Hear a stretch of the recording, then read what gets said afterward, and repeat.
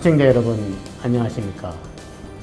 이 시간에 하광룡의 안전한 법률 프로그램을 진행한 지 오늘로서 19회에 이르렀습니다. 일단 방송 프로그램 준비를 위하여 소재를 정리하고 또 방송 원고 준비하느라 저도 주말 또는 휴일에 쉬지도 않고 나름대로 애를 많이 썼고 또 담당 PD도 함께 고생을 많이 했습니다.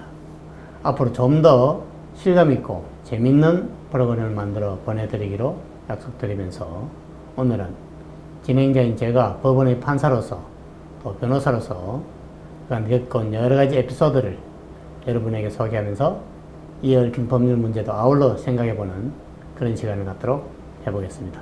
영지씨 안녕하세요. 네, 시청자 여러분 안녕하세요. 하광룡의 안전한 법률의 정영지입니다.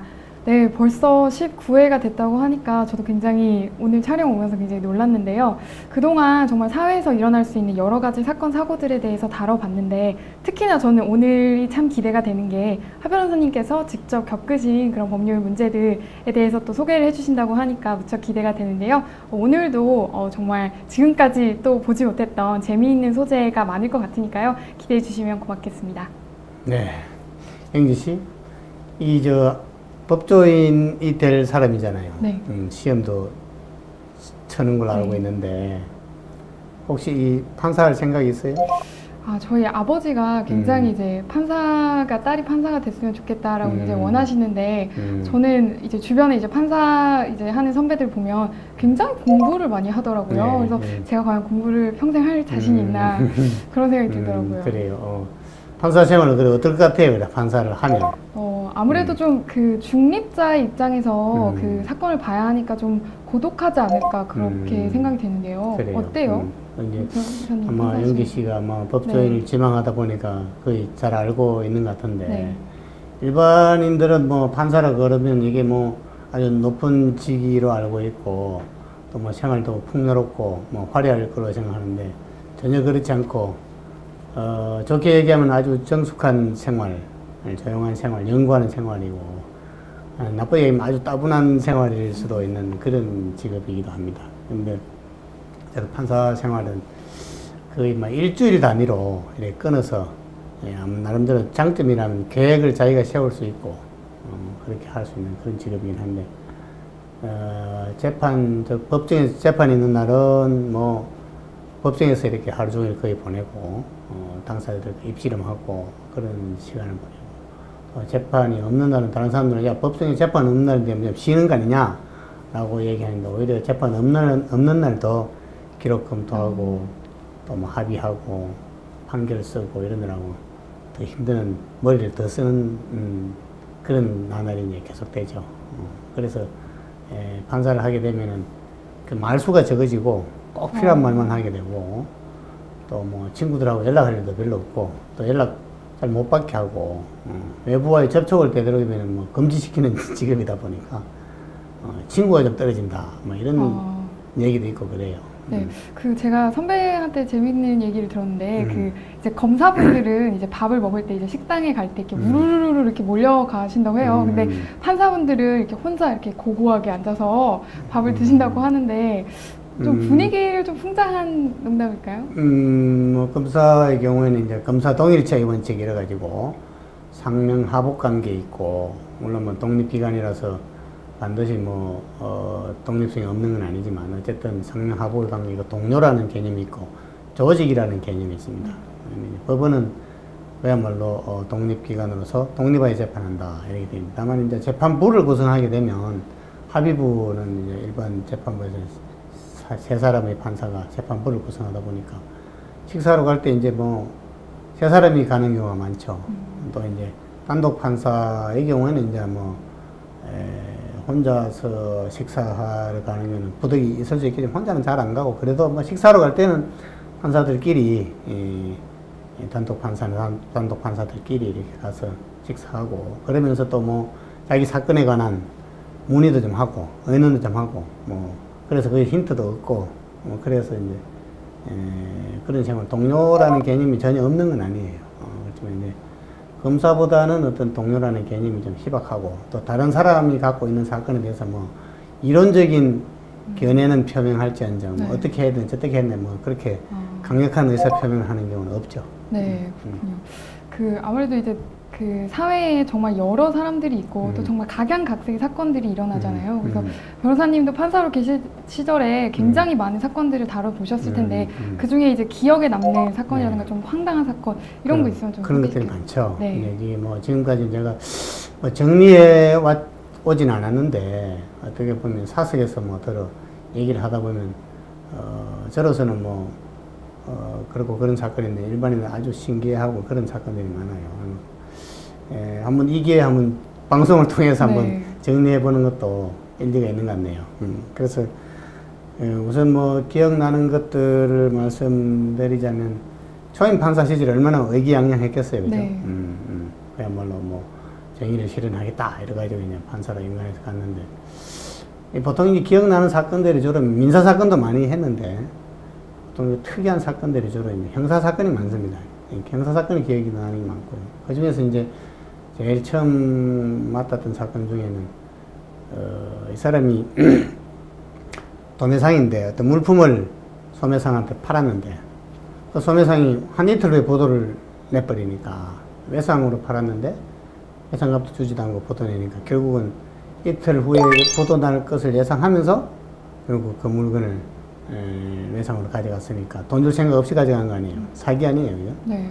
사기로 물품을 뺏긴 그 물건을 이제 그 상점에 얼른 갔더니 자기가 납품한 물건이 거의 진열되어 있으니까 그 물건은 보이는 대로 가져와 버렸어요. 네. 이런 경우에 뭐 어떻게 될까요? 그래서 뭐 자기 물건이다, 내 소유다 이렇게 주장하면 또 그래 보이는데 또 한편으로는 그렇게 마음대로 가져가면 또 안 될 것 같기도 한데요. 이게 형법상 죄를 구성하나요? 그렇죠. 이게 이제 외상으로 판매를 했다 하더라도 판매를 했으니까 법률상으로는 매수인의 소유이고 또 뭐 적어도 매수인이 점유하에 있는 물건이잖아요. 이게 이제 그런 물건을 아니 내가 판 물건인데 외상값도 안 줬으니까 그리고 또 이제 외상값 줄 생각도 없이 가져간 거니까 가져가야 되겠다 이래가지고 가져와 버렸는데 이게 이제 절도죄로 이렇게 네. 구성을 한다 이래가지고 구속이 되었어요.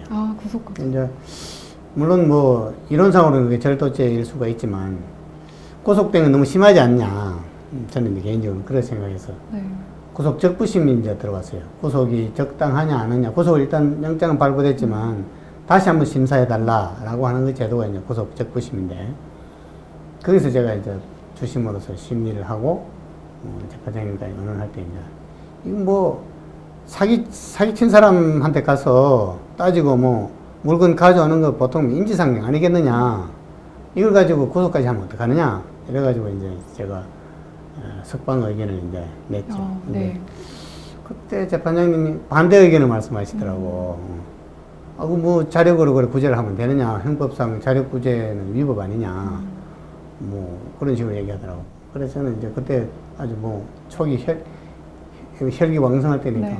아니 법원에서 뭐 그래 효과적으로 구제를 해주느냐 말이죠. 언제 소송해서 언제 그 물건을 가져가겠느냐. 그게 뭐 이론상으로 절도죄가 된다 한들 구속까지 해서 할 이유가 뭐가 있느냐. 사기친 놈이 더 나쁜 놈이지. 이런 고집을 피워서 결국은 뭐 석방을 한 적이 있었어요. 이런 이제 그서부터 이제 이렇게 동일한 사안을 두고 여러 가지 견해도 다르고 했는데 저로서는 석방을 한 게 아주 지금도 아주 잘했다 이렇게 생각을 하고 있습니다. 네, 이야기를 어떻습니까? 들어보니까 이렇게 변호사님 정말 열혈 막 정의감 넘치는 그런 청년 시절이 좀 제가 머릿속에 상상이 그렇죠. 되는데요. 또 이렇게 그 심정적으로 좀 이거는 무죄다라고 생각이 들어도 또 법리적으로도 그렇지 않은 사례들이 굉장히 많잖아요. 그렇죠. 이게 뭐 유죄냐 무죄냐 하는 게 다투어지는 부분도 있고 또 설사 유죄라 하더라도 이게 형사적으로 처벌하는 것이 적절치 않다라고 하는 그런 것들이 있습니다. 그걸 이제 법관으로서는 또는 검사로서는 잘 가려서 해야 되겠죠. 그런데 이제 경우에 따라서는 이렇게 뭐 형식적으로는 범죄는 이루지만 처벌할 가치가 없는 그런 사건도 들어는 그야말로 아무것도 아닌 사건이 큰 눈덩이처럼 불어나서 이렇게 온 사건이 있고 또 진짜 큰 사건이 아무것도 아닌 사건으로 이렇게 또 분류돼서 이렇게 처리되는 그런 경우도 있고 그런 걸 법조인들은 잘 가려야 된다 생각되는데 하나는 제가 아무것도 아닌 사건이 아주 눈덩이처럼 불어난 사건이 하나 있었는데, 어떤 거냐면, 이웃에 어떤 식당에서, 밤 늦게까지 하는 식당이 이제 네. 있을 수 있는데, 거기에 술 취한 사람이 들어와서 뭐, 술 더 달라, 밥 더 달라, 이래 하다가 나중에 밤이 늦어서 이제 문을 닫으려고 그러니까, 행패를 부리고 뭐 술 더 달라, 뭐 왜 안 주느냐, 이렇게 자꾸 애먹이니까, 아주머니 혼자 이제 이렇게 감당이 안 되니까, 네.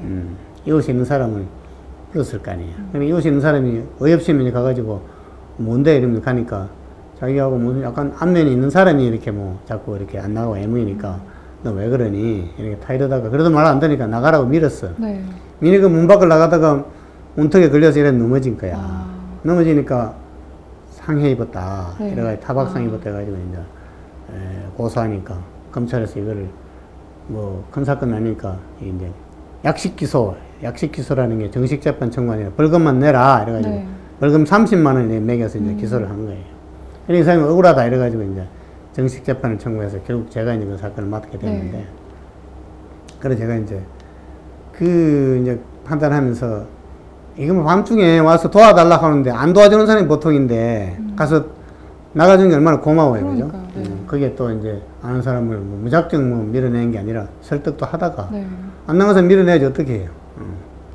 그래서 제가 이게 이제 그야말로 이거는 사회 상규에 위배되지 않는 정당행위다.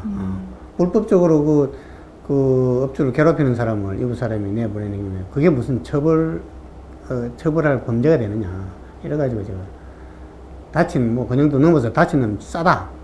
그런 생각이 들었어요. 이제 네. 피고인은 무죄 이래가지고 선고를 했더니 그 사람이 뭐 법정을 나가면서 정의는 살아있다 이러면서 꽝 지르면서 나가더라고. 네. 나갔는데 그래 이제 뭐 그런가 보다 하고 있었는데, 그날 보통 그 시절에는 그 재판을 하면 공판 관여 검사, 즉 법정에서 이제 검사가 참여하잖아요, 재판에.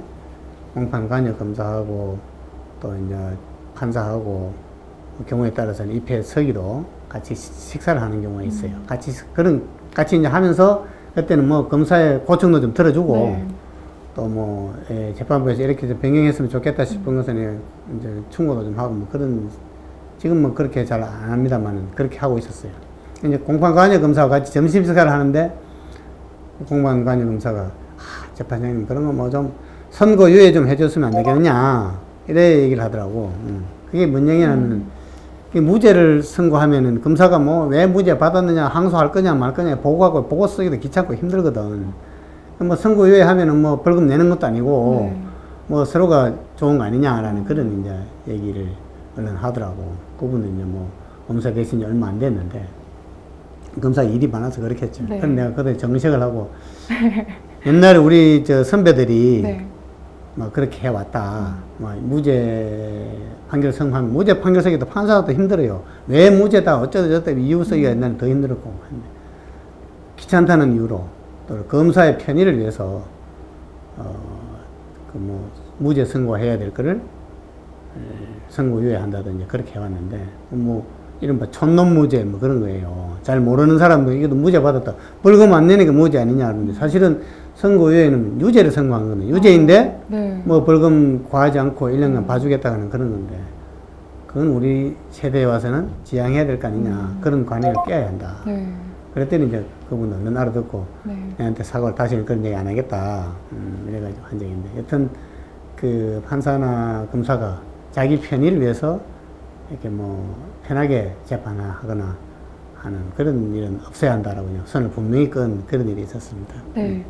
저도 법을 공부하는 사람으로서 이제 앞으로 어떤 법조인이 되고 싶냐라고 이제 생각을 가끔 할 때가 있는데 그때마다 좀 수학적으로 너무 계산해서 이렇게 법을 적용하지 그렇죠. 말고 좀 상황에 따라서 이렇게 유연하게 좀 할 줄 아는 그런 네. 법조인이 됐으면 좋겠다 생각하거든요. 그렇죠. 지금도 뭐 검사들도 할 일이 많고 또 판사들도 바쁘다 보니까 심리가 또는 조사가 소홀하고 이건 뭐 기소할 이유가 없는 것도 형식적으로 기소하고 또 뭐 법원도 뭐 검사가 기소했으니 그냥 유죄하지 뭐 이래가지고 또 전후좌우 고려하지 않고 그런 결론이 나오는 경우가 간혹 있어요. 그런 것들을 이 뭐 벌금 30만 원이 뭐 돈이 없어서 그 사람이 정식에 청구했겠냐. 그런 측면에서 우리가 하나하나를 잘 가려줌으로써 사법부나 검찰의 신뢰를 되찾아오는 길 아닌가 그런 생각이 듭니다. 네, 맞습니다. 또 앞에 두 사례는 조금 이제 변호사님께서 사정을 좀 봐주셨다라고 볼 수 있는데 또 이게 역으로 굉장히 또 이렇게 철퇴를 가하신 그런 사건도 있을 것 같은데요. 사정을 봐줬다기보다는 정확하게 판단했다고 저는 그렇게 네. 생각해요. 그런데 경우에 따라서는 제가 판사 시절에 아주 그냥 뭐 저승사자로 통하던 그런 아주 무겁게 네. 형을 무겁게 하는 판사로 좀 유명했어요. 네. 이제 뭐 저는 이제 형사재판을 하면서 아주 옥석을 가리자. 그야말로 범죄를 생활 수단으로 삼고 계속 이렇게 그냥 내놓으면 계속해서 범죄로 생활할 것 같은 범죄로 인한 이익을 그대로 누리는 그런 사람은 엄하게 처벌하고 내놔서 뭐 사회생활에 별 지장이 없을 것 같은 사람은 다소 결과가 중하더라도 가감히 석방하고 하는 그런 당신을 내가 믿는다. 네. 이렇게 이제 신뢰를 보여줌으로써 국가기관 또 법원에 대한 법원으로부터 용서를 받았다. 자기가 또 인정을 받았다 하는 그런 마음을 심어주면서 석방을 하고 그랬는데 그러던 사람들이 자기가 석방되고 뭐 선처받은 경우는 기억을 잘 안 하고 네. 엄하게 처벌받은 것만 기억해가지고 도화신문에 뭐 아주 그냥 저승사자 비슷한 판사로 이제 그려지는 그런 게 있었는데 실은 이제 저승사자로 그려지게 된 건 중에 뭐 하나가 옛날에는 그 아파트가 말이지 그 분양만 받으면 당첨만 되면 아주 땡 잡는 그런 시절이 부동산 경기가 좋을 때 그랬어요. 당첨되는 게 아주 힘들었어. 그런데 이제 어떤 시행사가 있었는데 그 시행사와는 아무런 계약이 없는 사람이 내가 뭐 저 시행사와 분양 대행 계약을 맺은 분양 대행 계약을 할 수 있는 권한을 갖고 있는 회사다. 이래가지고 거짓말 해가지고는 당신들 분양 당첨됐다고 그래가지고 뭐 수백 명으로부터 뭐 1,000만 원씩 2,000만 원씩 분양 계약금을 받아온 거예요. 그게 그 당시 뭐 한 80년대 90년대 초반인가 그랬는데 한 17억 원 이상을 이렇게 건졌어요. 그래서 그 돈을 가지고 이렇게 뭐 호화스러운 생활을 하면서 도피 생활을 하다가 결국 잡혔죠. 근데 이게 이제 뭐 한 푼도 피해자들에게 피해 변제도 하지 않고 그 돈 어디 갔는지도 모르겠고 어디다 숨겨놨는지 그랬는데 그 사기 사건이 이제 뭐 수백 건이라고 봐야죠. 그 사건에서 검사 구형이 한 5년쯤 된 걸로 기억해요. 너무 적다는 느낌이 드는데요. 그래서 제가 이제 선고 기일에 이제 판결을 쓰면서 글쎄요, 이게 어떻게 징역 보통 뭐 검사 구형 5년 하면은 마이성만 판사들이 한 3년쯤 선고하고 뭐 아주 뭐 또 다른 상황이 변화가 있으면 2년도 선고하고 아니면은 합의가 되면 집행유예도 하고 뭐 그랬던 시절입니다. 얼마 정도 선고했을 것 같아요, 제가. 글쎄요. 이제 기본적으로는 그 검사 구형보다는 높이 이렇게 하는 거는 판사 재량인가요? 검사 구형은 하나의 참고 사항이죠. 의견에 따름이니까. 이것도 이제 우리 시민들도 참 시청자도 알면 좋겠는데 검사 구형량이 뭐 참고 사항이긴 하지만 거기에 따를 의무는 없어요. 그래서 제가 이제 그 당시 이 징역 3년은 생각지도 않았고 그래서 그 뭐 어느 정도 유력한 변호사가 뭐 그때는 판사실을 변호사들 좀 들락날락 하면서 와서 직접 구두 변론도 하고 그럴 때예요. 뭐 여러 가지 뭐 잘 봐달라는 얘기도 하고 그랬는데 제가 하여튼 그 사건에서 징역 5년을 선고할까 라고도 생각해 봤어요. 근데 5년 선고에는 항소심 가서 또 한 3년에 깎일 것 같아. 7년을 선고할까. 근데 생각해보니까 사기죄라는 게 기본적으로 법정형은 10년 이하의 징역 이렇게 돼 있어요. 뭐 물건 벌금형도 있지만 사기죄가 뭐 다양하지만 이게 뭐 아주 나쁜 범죄인 것이 그 서민들이 뭐 평생 집 하나 마련해 보겠다고 그래가 뭐 1,000만 원, 2,000만 원씩 준비해서 이제 자기 집 마련한다고 그렇게 좋아서 계약을 했는데 그게 송두리째 날아갔다 보면 이게 평생의 꿈을 앗아간 거란 말이에요. 그것도 한두 건도 아니고 수백 명으로. 그래서 법정형의 최고형부터 시작해야 되는 거 아니냐. 물론 그 경합범이라고 여러 가지 범죄가 겹치면은 실제로는 15년부터 시작해야 되는 거예요. 15년 이하의 징역이 처할 수 있는 거예요. 그래 징역 검사 구형 5년에 내가 징역 10년을 선고했죠. 선고하면서 그 편취한 돈을 네. 그냥 간직하는 게 좋을지, 아, 간직하고 한 10년을 사는 게 좋을지, 아니면 뭐 좀 변제를 하고 가명이 되는 게 좋을지를 잘 생각해보라 라고 선고를 한 적이 네. 있었어요.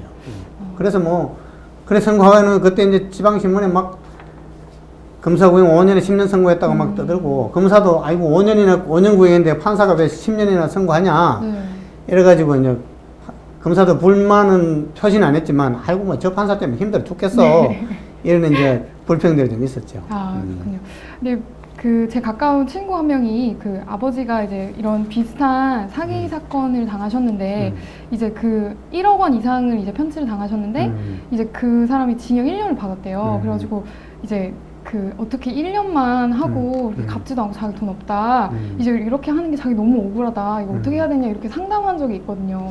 그래요. 네, 이게 굉장히 좀 시민들이 봤을 때도 아 그렇게 17억 이렇게 했는데 고작 5년 산다 하면은 그럼 굉장히 좀 그 수백 명의 피해자들이 네. 아주 우습게 볼 거라고. 네. 그리고 이제 뭐 사기 범죄가 저도 개인적으로는 뭐 그 사기의 고의성 이런 부분을 입증하기 어려워가지고 뭐 섣불리 사기가 유죄다라고 할 수는 쉽지 않겠지만, 사기죄가 인정이 될 때는 뭐 막에 처벌해야 된다고 생각하는 게, 이 뭐 절도, 강도 이런 거는 물론 뭐 나쁜 범죄이긴 한데, 어떻게 보면은 뭐 액수가 그렇게 크진 않아요 대체로. 그런데 사기 범죄는 어떻게 보면은 액수도 크고 평생 모은 돈을 다 날리고, 네. 그야말로 길거리에 나앉아야 되는, 인생의 방향이 획 틀어지는 그런 사건이고, 그 사전에 모의하고 준비하고 남한테 뺏어가는 그 과정이라는 게 얼마나 그 교묘하고 지능범이잖아요.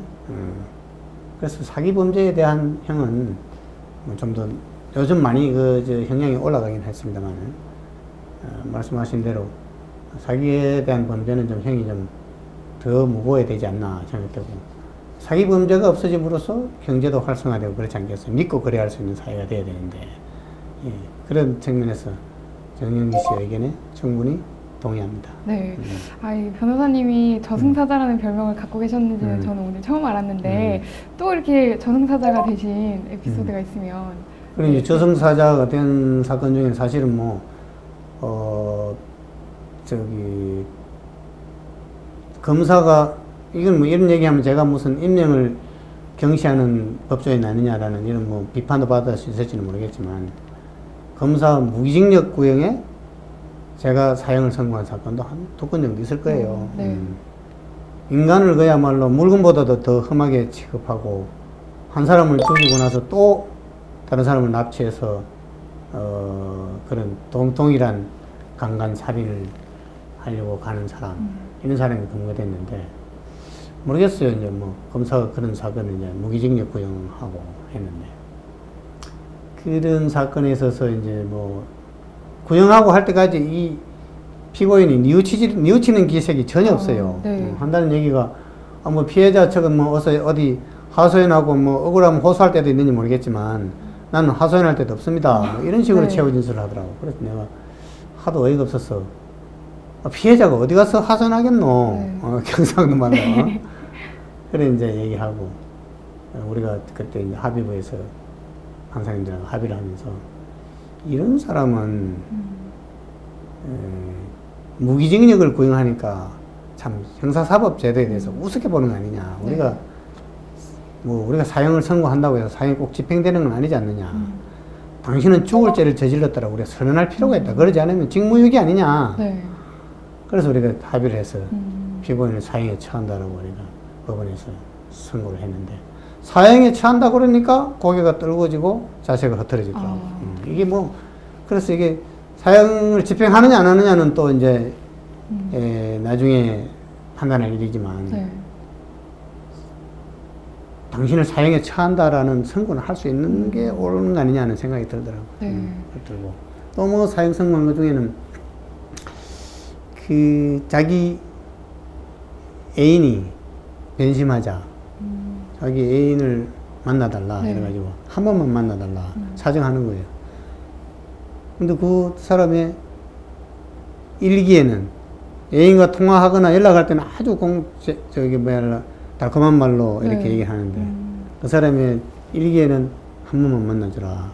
그래야 내가 죽일 기회가 있지 않느냐. 영화 시놉시스 같은데. 그리고 이게 네. 그게 다 기록이 돼 있고 오늘은 뭐 어떻게 했는데 곧 나타날 것 같다. 왜 안 나타나느냐. 네. 제발 좀 나타나 달라. 뭐 이런 식으로 이제 하다가 결국은 자기 애인은 안 나타나자.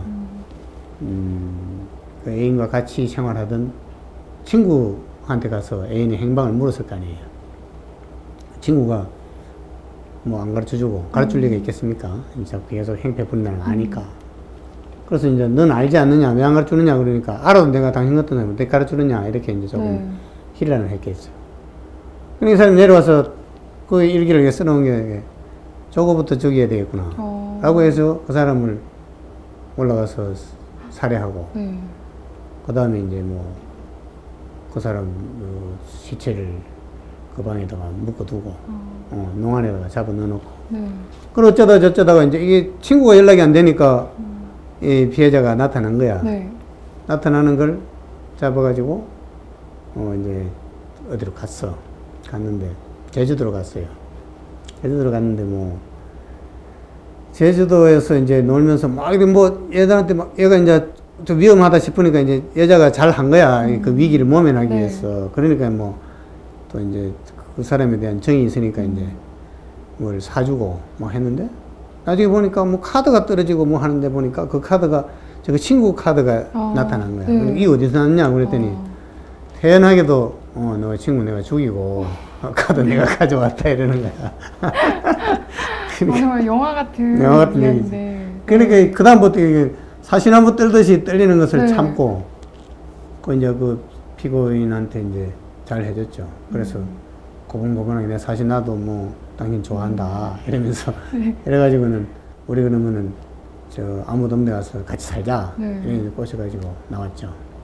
나와가지고 나오면서 기지를 발휘해서 어머니한테 인사라도 하고 우리가 도망가야 될 거 아니냐. 어머니도 반대하고 하니 어머니한테 인사하러 어디 가서 기다려달라 라고 얘기하고 나왔어. 엄마한테 가서 가자 문 앞에서 쓰러졌어. 기절을 해버렸어. 그 위기를 모면하니까. 그리고 왜냐 그랬더니 이제 이런저런 사정에 의해서 검거가 됐죠. 전혀 이제 그래서 결국은 그 사람이 이제 재판을 받았는데 그것도 뭐 물론 애인도 죽여서도 안 되겠지만 전혀 엉뚱한 사람이 또 죽였죠. 인명에 대한 그야말로 존중 사상이 전혀 없는 거죠. 만일에 그 애인도 만일에 거기서 대들었다면 당연히 목숨을 건지지 못할 그런 상황이죠. 그런 사건에도 제가 검사 고용보다 더 많은 형을 선고했죠.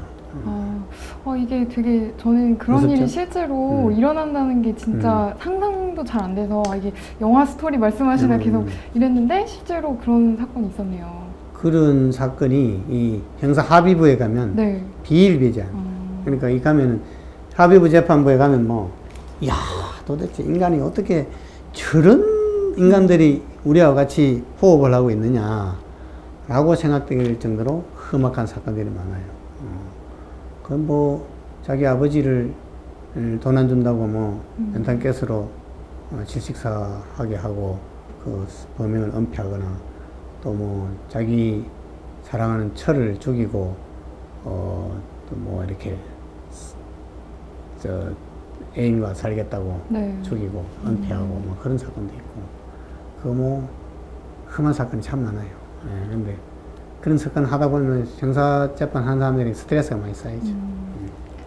저도 그 형사 소송 들을 때 이제 그 저희 교수님께서 하신 말씀이 자기가 이제 판사가 처음 딱 됐는데 이제 그 사건 그 사진들을 이제 봐야 하잖아요. 그 현장 사진들 같은 거를. 근데 그게 이제 시체가 굉장히 부패하고 훼손돼 있는 사진을 이렇게 봐야만 했어서 일주일 정도 이제 본인이 이렇게 소화가 잘 안 되셨다고 그러시더라고요. 그럴 수가 있죠. 근데 저도 제일 처음 법조인이 돼서 사실 군에서 검찰관을 하면서 이제 사체를 부검을 하는데 부검을 지휘를 한 적이 있습니다.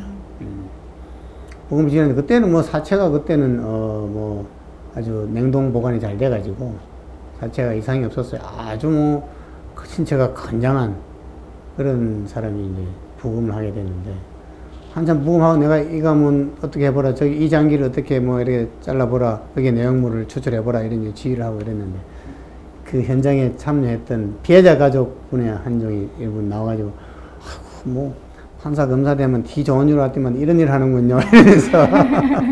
그런 적이 있는데, 우리 그렇게 하고도, 그날 또, 나는 쏙 내키지 않아서 뭐 비빔밥이나 먹으러 갔으면 좋겠는데, 또 그 중에 한 사람이 고기 먹으러 가자 해가지고, 고기는 먹으러 갔는데, 그래도 먹었어요. 먹었는데. 그래도 그나마 다행이고, 실제로 뭐, 검사가 되면은, 이제 사체 중에는 아주 부패한 사체를 부검해야 되는 경우도 있고 해서 아주 사체가 이게 오래되면 배가 먼저 이렇게 불러와요. 내장 부분이 제일 먼저 부패하기 때문에. 가서 아주 역한 냄새를 맡아야 되고, 안 봐도 될 부분을 보게 되고, 뭐, 뇌도 이렇게 갈라서 다 뒤져보고 하다 보니까, 뭐 하여튼 그런 훈련을 해야지 뭐 어떡하겠어요. 사건을 정확하게 알리면. 네. 그러면서도 그날 점심 잘 먹고 그래야 돼요. 네. 저 슬슬 걱정이 되는데, 이렇게 굉장히 법조인의 삶이 이렇게 화려한 것만은 또 아니네요. 가족 구전, 구전일이라고 봐야 되겠죠. 아주 사람들 중에 아주 개팍한 사람들을 많이 상대해야 되니까요. 판사가 아무래도 마지막 이제 결정권을 쥔 분이다 보니까 네. 이제 변호사 측이든 검사 측이든 굉장히 좀 이렇게 요구사항도 많고 부탁도 굉장히 많을 것 같아요. 그런 거 이제 또 그 친분 관계가 있으면 사실 좀 어려울 것 같기도 그렇습니다. 한데. 그런 점이 있죠. 이제 네. 뭐 지금도 뭐 약간 그런 면이 있기는 하겠습니다만, 검사도 판사한테 부탁을 많이 해요.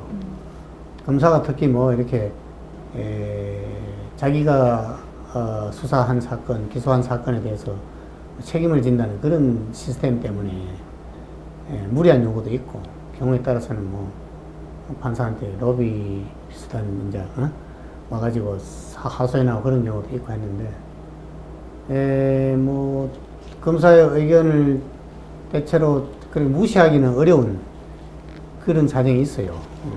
또 이제 변호사도 물론 뭐 부탁을 하면은 뭐 우리가 그때 지금은 이제 판사실에 출입해서 부탁하는 경우는 거의 없지만은 못하게 하니까 출입해서 부탁하기도 하는데, 근데 대체로 얘기하면 그 부탁으로 사건이 좌지우지된다 이렇게 얘기할 수는 없어요. 그 부탁이 따름이고, 부탁을 하면은 한번 그 부탁에 의해서 사건을 보기는 보죠. 그런 면이 있는지 없는지 확인을 하지만, 결국 뭐 말이 안 되면 아무리 부탁을 해도 안 되는 거고, 지금 우리 시청자나 뭐 다른 사건 관계인들이 염려하듯이 그래 부탁에 의해서 사건이 좌지우지 된다 이래 얘기할 수 없고, 오히려 한편으로는 그 부탁을 할 수 있는 분위기, 법정에서 하기가 좀 곤란한 얘기들이 사실 있어요. 네. 그런 얘기들을 판사가 직접 듣고 한번 스크린을 해본다는 측면에서는 뭐 그런 부탁을 할 수 있는 분위기가 긍정적인 측면이 있고, 또 뭐 변호사로서도 자기가 할 일은 다 했다, 부탁은 다 해봤다 라고 해서 그래도 안 되면은 다들 승복하는 분위기지, 야 뭐 그렇게 부탁했는데 안 들어주냐 이래 섭섭하게 생각하는 변호사는 없었어요. 그래서 뭐 변호사가 그 사건만 있는 게 아니잖아요. 네. 그래서 진실을 밝히는 데 서로 노력하는 과정이다 그렇게 생각했지, 누구 부탁을 들어주겠다 안 들어주겠다 그래가지고 판사들이 사건을 좌지우지하진 않았죠. 네, 이렇게 그 법조계의 또 다양한 뒷이야기들과 관행들 얘기를 들으니까 지금까지도 찍어왔던 그런 방송들과 굉장히 좀 다르다라는 느낌이 드는데, 네. 이게 한 해로는 굉장히 아쉬운 것 같은데, 네. 이렇게 더 변호사님 이야기가 많으실 것 같아요. 네, 기회가 되면 좀 더 얘기를 하죠. 네. 오늘 뭐 이야기가 좀 재밌었습니까? 네, 너무 재밌어서 저는 정말 시간 가는 줄 몰랐는데, 그래요. 네. 아마 직접 다뤘던 여러 사건들에 대해서 얘기하다 보니 참 할 얘기도 많습니다. 법관 생활뿐만 아니라 변호사 생활하면서 또 이렇게 여러 사건을 다루다 보면 앞서 말씀드린 일들과 같이 뜨뜻하고 또 가슴 뿌듯한 일도 있지만 때론 안타깝고 황당한 일도 많습니다. 이러한 여러 가지 이 일들을 시청자 여러분께서 잘 판단하시고 앞으로 사법부의 발전, 또 검찰의 발전 등을 위해서 여러 가지 관심을 가져주시기 바랍니다. 시청자 여러분, 다음 시간까지 안녕히 계십시오.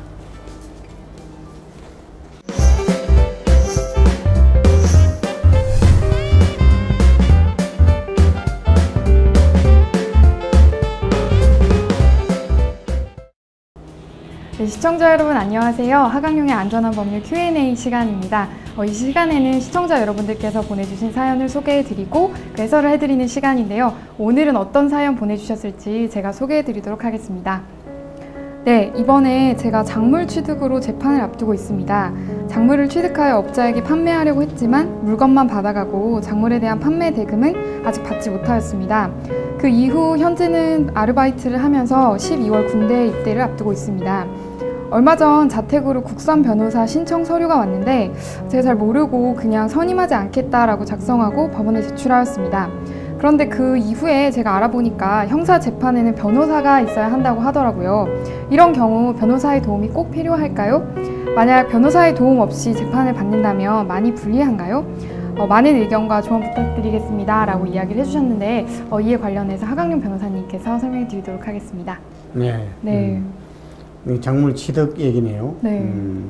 작물 취득 의미 처벌했다고 아까 얘기를 했는데 네. 이 사건의 경우에는 아마도 이제 작물을 취득한 그것으로서 결국 판매를 다른 사람이 판매하지 않았다 하더라도 취득한 것이 결국 작물 취득죄로 성립하기 때문에 그 이후에 판매를 했느냐 또는 뭐 판매해서 돈을 받았느냐 안 받느냐는 그 부분은 묻지 않죠. 네. 그리고 보면 작물 취득했으면 거의 어떻게 팔았든지 간에 그것은 불가벌적 사원행위라고 그래가지고 작물 취득죄만 처벌한다고 봐야 되겠죠. 네. 근데 뭐 이분이 군 입대 전에 뭐 이런 일이 있었던 것 같은데 젊은 사람이 뭘 잘 모르고 한 것 같은데 작물인 줄 알고 취득했으면 작물 취득이고 작물인 줄 모르고 취득했으면 무슨 전당포나 무슨 업무상 취득한 게 아니면은 뭐 과실작물 취득죄는 없어요. 근데 아마 작물인 줄 알고 취득했으면 네. 작물일지도 모른다 라는 생각을 가지고 했으면 미필적 고의라고 그래가지고 작물이면 어때? 라고 해서 취득했으면 작물 취득죄가 되겠죠. 근데 이게 뭐 이분의 얘기 들어보면 상습적인 것 같지는 않고 하니까 아마도 법적인 재판을 받으면 그렇게 무거운 형벌을 받을까지는 않습니다. 한 가지 여기서 문제를 짚고 넘어가자면 군 입대를 앞두고 있다는데 네.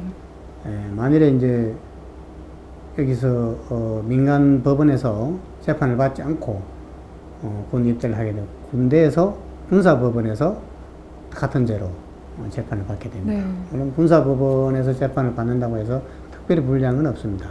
다 같은 형법에 의해서 재판받는 거니까 신분이 이제 군인이다 보면 관할권이 군사법원에서 재판받는 건데 어쨌든 예를 들어 뭐 민간법원에서 예를 들어 벌금을 선고받았다. 그래가지고 군대를 간다. 그러면 군 입대해서 뭐 벌금을 납부하면 되겠고요. 다만 이제 여기서 물은 것 중에 국선 변호인을 선임할 거냐 말 거냐라고 네. 법원에서 이제 물었는데 뭐 국선 변호인 선임 안 하겠다라고 했는데 뭐 국선 변호인 선임 안 해도 재판 받는 데는 아무 지장이 없는데 혹시 이제 이게 국선 변호인의 도움을 받았을 때 무슨 과실 문제 또는 뭐 고의성 문제를 법률적으로 따져볼 여지가 있는 건지 또는 어떤 측면에서 이분이 선처를 받을 만한 소지가 있는지 없는지를 국선 변호인은 재판 경험이 있으니까 네. 이분에게 유리한 자료나 변론을 할 수 있는데도 만약 국선 변호인이 없는 상황에서는 뭐 비법률가인 본인이 재판을 받다 보면은 재판부에 호소하여야 할 일을 호소하지 못해서 불이익을 보는 경우는 있을 수 있습니다. 그래서 국선 변호인 없이 재판받는 것보다는 국가에서 돈 들여서 당신에게 억울한 점이 있으면 호소해 달라는 거니까 국선 변호인 있는 상황에서 재판받는 게 유리하겠죠. 최소한 불리하진 않다. 이렇게 얘기할 수 있습니다. 네. 이제 뭐 미디어 같은 데서 보면은 이렇게 그 국선 변호인에 대해서 그러니까 뭐 굉장히 좀 다른 뭐 수임한 변호사에 비해서 이렇게 좀 굉장히 그 사건을 좀 이렇게 얕게 다루거나 이렇게 별로 이렇게 진정성을 가지고 임하지 않는 그런 뭐 영화나 드라마 같은 모습을 볼 수 있거든요. 그런 게 정말 사실인가요? 지금 최근에도 뭐 그런 드라마가 국선 변호인과 관련된 드라마가 아주 인기리에 네. 방송되고 종영된 사실이 있잖아요. 근데 지금 이제 종전에는 그 국선 변호인이 뭐 누가 국선 변호인 하겠다라고 지정된 것도 아니고 그야말로 뭐 이렇게 그 주변에 할 일이 좀 없는 일이 좀 적은 분을 국선 변호인으로 돌아가면서 하고, 국선 변호인 전담 그야말로 변호사를 이렇게 두고 있죠. 네. 그래서 그분들은 국선 변호 사건만 하고 일반 사선 변호인은 못하게 돼 있어요. 민사사건이든 네. 형사사건이든 전임 국선 변호사를 두고 하고 있고, 또 이제 매년 평가를 해요. 평가를 해서 국선 변호인으로서의 자질이나 성의가 부족하다 싶으면 탈락시키고, 요즘 변호사가 많다 보니까 그것도 서로 하려고 그래요. 옛날에는 국선 하는 건 뭐 우습다 이렇게 생각했는데, 국선 변호인 하는 게 아주 그래도 하나의 벼슬 비슷하게 이렇게 되어 있는데, 뭐 당사자들이 느끼는 거겠죠. 국선 변호인이라고 해서 뭐 사건을 전혀 보지 않는다 이렇게 할 수는 없는데, 다만 이제 사선 변호사가 그야말로 뭐 남한테 돈도 받고 또 뭐 경우에 따라서 성공 모수도 약정이 있는 상황이니까 열심히 했을 때 보수가 주어지니까 네. 더욱더 열심히 하지 않겠나 하는 그런 생각은 해볼 수 있습니다. 그런데 국선 변호인도 아주 열심히 하는 경우가 많은 게, 그 드라마에서도 우리가 봤지만 네. 국선 변호인이 열심히 하면 법원에서 인상이 좋아요. 그 국선 변호인이 사건을 열심히 하는구나, 훌륭한 변호사다, 그러면 사건 한번 봐야지라는 그런 생각도 들어요. 그렇기 때문에 우리 전에도 뭐 그랬어요. 네. 그러니까 국선 변호인이라고 해서 무조건 뭐 수박 거달기식으로 사건 본다 이래 얘기할 수는 없고, 다 대개 이제 또 국선 변호를 맡기는 사건 중에는 내용 자체가 별달리 변호할 거리가 없는 사건도 많습니다. 그러다 보니까 이제 이게 뭐 좀 당사자가 느끼기에는 수박 거달기라고 생각되는 경우도 들어있겠죠. 네. 이렇게 법정 뒷이야기까지 진솔하게 들으니까 굉장히 좀 도움이 많이 된 것 같은데, 이 사건에서는 이제 작물 취득제, 그러니까 뭐 대금을 받으셨던 거와 상관없이 이제 작물 취득제가 인정이 될 것 같은데, 이제 뭐 군대에 있어서는 변호사님 말씀대로 이제 입대 시기에 따라서 관할권이 변할 수 있다라고 이렇게 말씀을 해주셨고요. 그리고 형사재판에서는 꼭 변호사가 필요한 건 아니지만 국선 변호인의 도움을 받을 수 있으면 더 좋지 않을까 하는 그런 변호사님의 의견이 있으셨습니다. 네, 오늘 Q&A 시간은 여기까지고요. 저희 사회안전 방송에서는 언제든지 시청자 여러분의 법률 상담을 기다리고 있습니다.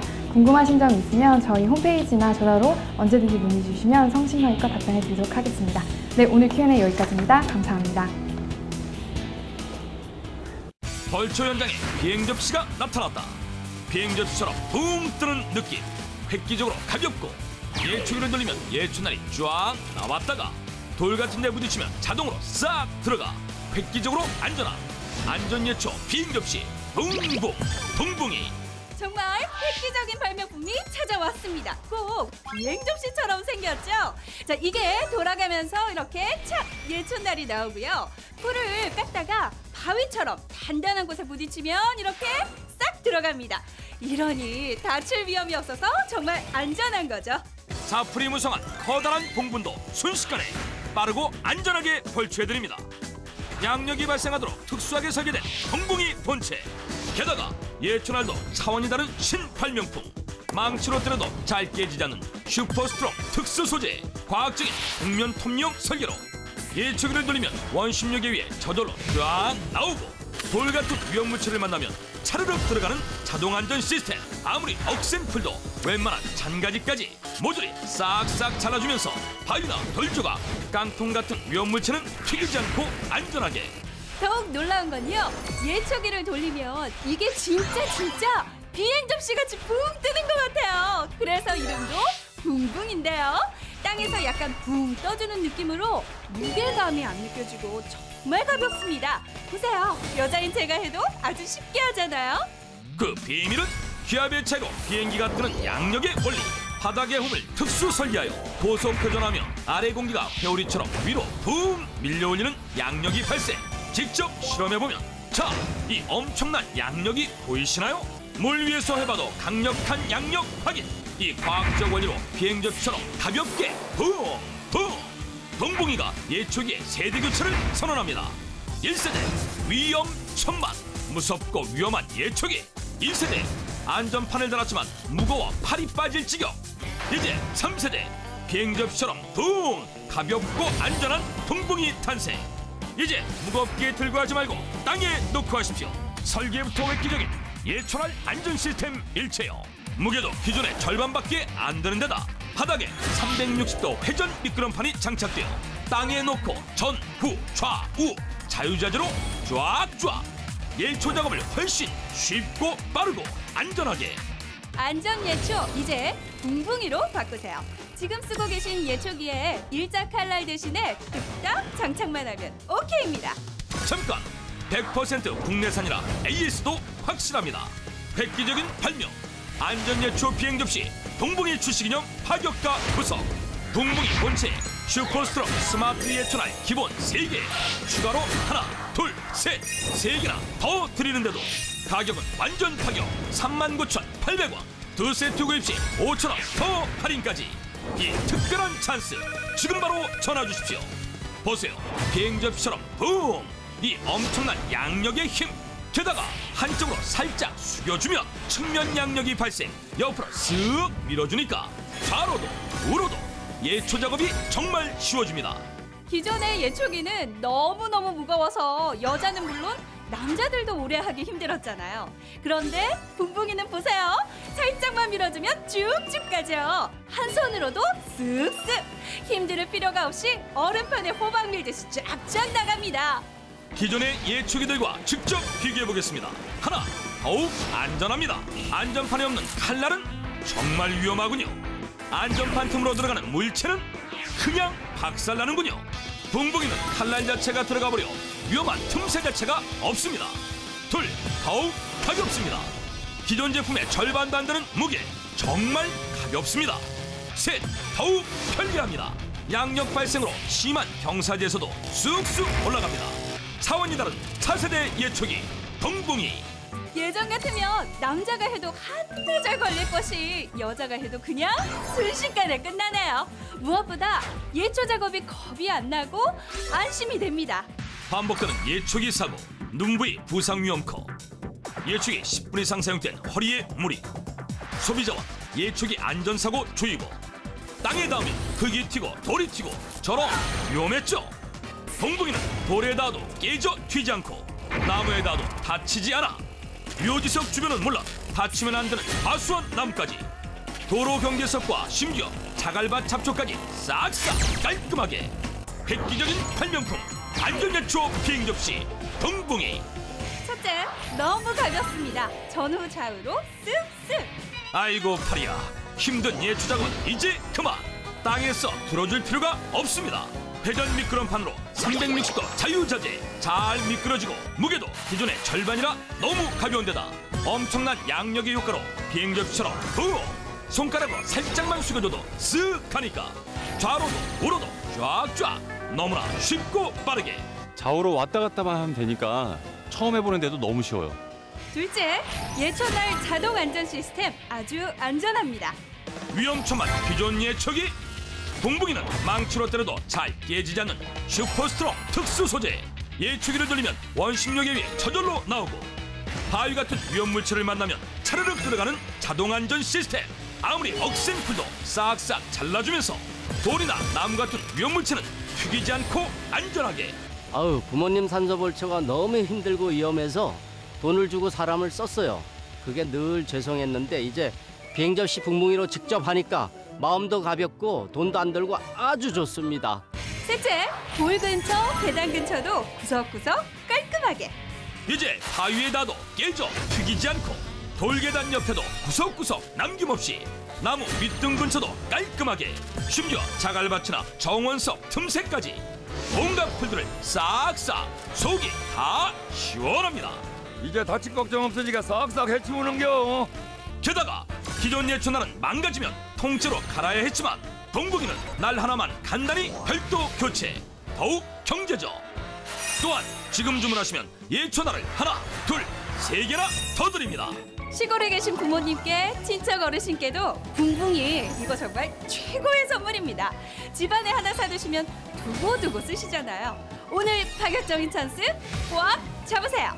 명절 전후 벌초 작업, 마구 거진 잡풀 제거에도 심하게 비탈진 것도 위로 아래로 자유자재. 넓은 잔디밭도 힘 안 들이고 쓱쓱. 정원석 구석구석까지 깔끔하게. 바위나 계단 구석 진고, 도로변 잡풀 제거에도 나무가 많은 과수원 잡초 제거까지 너무도 쉽게 빠르게 안전하게. 아주 편합니다. 힘이 하나도 안 들어요. 아들아 고맙다. 비행접시 붕붕이. 잠깐 100% 국내산이라 AS도 확실합니다. 획기적인 발명 안전예초 비행접시 붕붕이 출시기념 파격가 구성.